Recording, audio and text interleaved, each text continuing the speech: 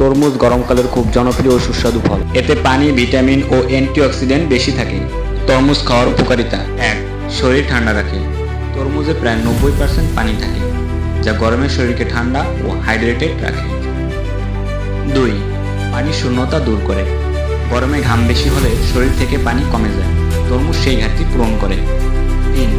হৃদরোগের ঝুঁকি কমায়। তরমুজে থাকা লাইকোপেন হৃদযন্ত্র ভালো রাখতে সাহায্য করে। 4. ত্বক ও চুলের জন্য ভালো। এতে ভিটামিন এ ও সি থাকে, যা ত্বক উজ্জ্বল ও চুল মজবুত করে। 5. হজমে সাহায্য করে। পানি ও ফাইবার থাকার কারণে হজম ভালো হয়। 6. ওজন কমাতে সহায়ক। কম ক্যালোরি ও বেশি পানি থাকার কারণে ডায়েটের জন্য ভালো। তরমুজ খাওয়ার অপকারিতা: 1. বেশি খেলে ডায়রিয়া হতে পারে। অতিরিক্ত তরমুজ খাওয়ার কারণে পেটের সমস্যা বা পাতলা পায়খানা হতে পারে।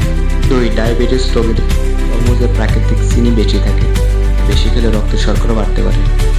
3. পেট ফাঁপা বা গ্যাস। অতিরিক্ত খেলে গ্যাস বা পেট ফাঁপা হতে পারে। 4. রাতে বেশি খাওয়া ভালো নয়। রাতে বেশি তরমুজ খেলে হজমের সমস্যা হতে পারে। 5. অ্যালার্জির সম্ভাবনা। কিছু মানুষের ক্ষেত্রে অ্যালার্জি হতে পারে। পরামর্শ: 1. দিনে 1 থেকে 2 কাপ তরমুজ খাওয়াই যথেষ্ট। 2. খাওয়ার পরপরই পানি না খাওয়াই ভালো। 3. ডায়াবেটিস থাকলে পরিমাণ নিয়ন্ত্রণ করে খান। ভিডিওটি ভালো লাগলে লাইক, কমেন্ট এবং শেয়ার করুন।